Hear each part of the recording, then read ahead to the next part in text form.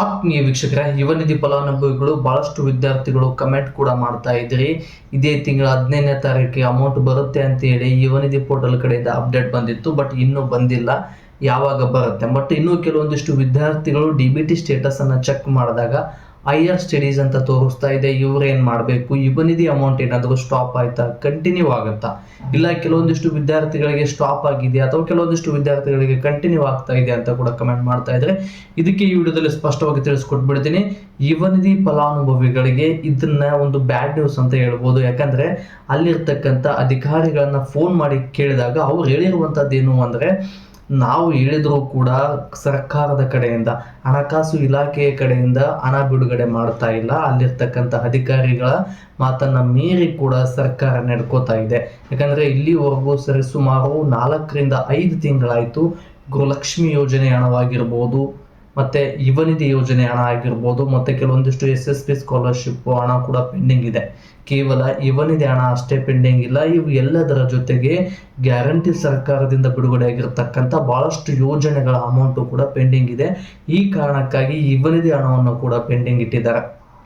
Pending ಇರುವಂತ ಯುವ ನಿಧಿ ಹಣ ಯಾವಾಗ ಬರುತ್ತೆ ಅಂತ ಕೇಳಿದ್ರೆ, ಅವರು ಹೇಳಿರುವಂತದ್ದು ಏನು ಅಂದ್ರೆ, ಇಲ್ಲಿವರೆಗೂ ಏನೆಲ್ಲ ಜನವರಿ ತಿಂಗಳಿಂದ ಏನು ಪೆಂಡಿಂಗ್ ಇದೆಯಲ್ಲ, ಇಲ್ಲಿವರೆಗೂ ಸರ್ಕಾರ ಇದ್ರ ಬಗ್ಗೆ ಸ್ಪಷ್ಟವಾದ ಮಾಹಿತಿ ಕೊಡ್ತಾ ಇಲ್ಲ. ಬಟ್ ಕೊಟ್ಟರು ಯಾವ ದಿನಾಂಕ ಅಂತ ಹೇಳ್ತಾ ಇಲ್ಲ. ಇನ್ನು 15 ದಿನ ವೇಟ್ ಮಾಡ್ರಿ, 1 ತಿಂಗಳು ವೇಟ್ ಮಾಡ್ರಿ, ಬರುತ್ತೆ, ಹಣ ಬಿಡುಗಡೆ ಮಾಡ್ತೀವಿ ಅಂತ ಹೇಳ್ತಾ ಇದ್ದಾರೆ ಅಂತ ಕೂಡ ಹೇಳ್ತಾ ಇದ್ದಾರೆ. ಇದ್ರ ಜೊತೆಗೆ ಇನ್ನು ಕೆಲವೊಂದಿಷ್ಟು ವಿದ್ಯಾರ್ಥಿಗಳು ಏನಪ್ಪಾ ಅಂದ್ರೆ, ಹೈಯರ್ ಸ್ಟಡೀಸ್ ಅಂತ ತೋರಿಸ್ತಾ ಇದೆಯಲ್ವಾ, ಇವ್ರಿಗೆ ಸರ್ಕಾರದ ಕಡೆಯಿಂದ ಅಥವಾ ಕರ್ನಾಟಕದ ಹಣಕಾಸು ಇಲಾಖೆಯ ಕಡೆಯಿಂದ ಫಂಡ್ ರಿಲೀಸ್ ಆದರೂ ಕೂಡ ಅಮೌಂಟ್ ಬರೋದಿಲ್ಲ.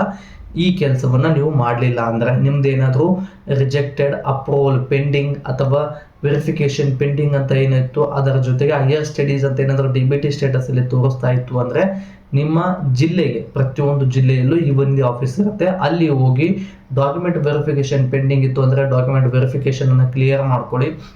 ಹೊಸದಾಗಿ ಅಪ್ಲಿಕೇಶನ್ ಹಾಕಿರ್ತಕ್ಕಂಥ ವಿದ್ಯಾರ್ಥಿಗಳು, ನಿಮ್ಗೆ ಏನಾದರೂ ಹೈಯರ್ ಸ್ಟಡೀಸ್ ಅಂತ ತೋರಿಸ್ತಾ ಇತ್ತು ಅಂದ್ರೆ, ನಿಮ್ಮ ಯೂನಿವರ್ಸಿಟಿ ಕಡೆಯಿಂದ ಕೆಲವೊಂದಿಷ್ಟು ಮಿಸ್ಟೇಕ್ಗಳಾಗಿರುತ್ತೆ. ಯಾಕಂದ್ರೆ ಡಿಗ್ರಿ ಅಥವಾ ಡಿಪ್ಲೊಮಾ ಮುಗಿದಿರೋ ವಿದ್ಯಾರ್ಥಿಗಳಿಗೆ ಯುವ ನಿಧಿ ಹಣ ಬರುತ್ತೆ.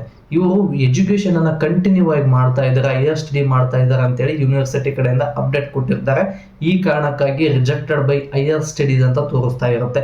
ಇದನ್ನ ನೀವು DDO ಅಥವಾ DDPO ಆಫೀಸ್ಗೆ ಹೋಗಿ, ಅಂದ್ರೆ ನೀವು ಯಾವ ಜಿಲ್ಲೆಯಲ್ಲಿ ಎಜುಕೇಶನ್ ಅನ್ನ ಮಾಡ್ತಾ ಇದ್ದೀರಿ, ಡಿಗ್ರಿ ಮುಗಿದಿರುತ್ತಲ್ವ, ಅದೇ ಜಿಲ್ಲೆಯಲ್ಲಿ ನಿಮ್ಮ ಇಲಾಖೆಗೆ ಸಂಬಂಧಪಟ್ಟಿರ್ತಕ್ಕಂಥ ಆಫೀಸ್ಗೆ ಅಥವಾ DDO ಆಫೀಸ್ಗೆ ಹೋಗಿ, ಈ ರೀತಿ ನಾವು ಹೈಯರ್ ಸ್ಟಡಿನ ಮಾಡ್ತಾ ಇಲ್ಲ, ನಾವು ನಿರುದ್ಯೋಗಿಗಳು, ಈ ರೀತಿ ಬರ್ತಾ ಇದೆ, ಇದನ್ನ ಕ್ಯಾನ್ಸಲ್ ಮಾಡಿ ಅಪ್ರೂವಲ್ ಕೊಡಿ ಅಂತ ಕೇಳಿದ್ರೆ ಅಪ್ರೂವಲ್ ಕೊಡ್ತಾರೆ. ಅಪ್ರೂವಲ್ ಕೊಟ್ಟರು ಅಂದ್ರೆ ಸರ್ಕಾರದ ಕಡೆಯಿಂದ ಯಾವಾಗ ಹಣ ಬಿಡುಗಡೆ ಆಗುತ್ತೋ ಆವಾಗ ನಿಮ್ಮ ಖಾತೆಗೆ ಅಮೌಂಟ್ ಕ್ರೆಡಿಟ್ ಆಗುತ್ತೆ. ಹೈಯರ್ ಸ್ಟಡೀಸ್ ಅಂತ ಏನಾದರೂ ಪೆಂಡಿಂಗ್ ಅಂತ ತೋರಿಸ್ತಾ ಇತ್ತು ಅಂದ್ರೆ, ಇಂಥ ವಿದ್ಯಾರ್ಥಿಗಳು ಬೇಗ ಹೋಗಿ ಅದನ್ನ ಕ್ಯಾನ್ಸಲ್ ಮಾಡಿ ಅಪ್ಲೈಗೆ ಅವಕಾಶವನ್ನ ಪಡ್ಕೊಳ್ಳಿ.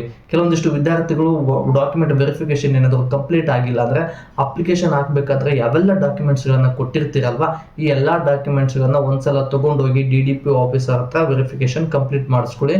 ಇದಿಷ್ಟು ಯುವ ನಿಧಿ ಫಲಾನುಭವಿಗಳಿಗೆ ಬಂದಿರತಕ್ಕಂಥ ಅಪ್ಡೇಟು. ಬಟ್ ಯಾವಾಗ ಅಮೌಂಟ್ ಬರುತ್ತೆ ಅಂತೇಳಿ ಯಾವುದೇ ಕನ್ಫರ್ಮ್ ಆಗಿ ಡೇಟ್ ಅನ್ನ ಕೊಡ್ತಾ ಇಲ್ಲ. ಯಾವಾಗ ಬರುತ್ತೆ ಅಂತೇಳಿ ಕಾದು ನೋಡ್ಬೇಕು ಸ್ನೇಹಿತರೆ. ಮತ್ತೆ ಇದೇ ರೀತಿಯಾಗಿ ಅಪ್ಡೇಟ್ ನನ್ನ ವಿಡಿಯೋದಲ್ಲಿ ಮಾಡ್ತಾ ಹೋಗ್ತೀನಿ. ಇದಕ್ಕೆ ನೀವು ಮಾಡಬೇಕಾಗಿರೋದು ಇಷ್ಟೇ, ನಾನು ಹೆಚ್ಚಿನ ವಿಡಿಯೋ ಮಾಡಲು ನಿಮ್ಮ ಪ್ರೋತ್ಸಾಹದ ಅವಶ್ಯಕತೆ ಇದೆ.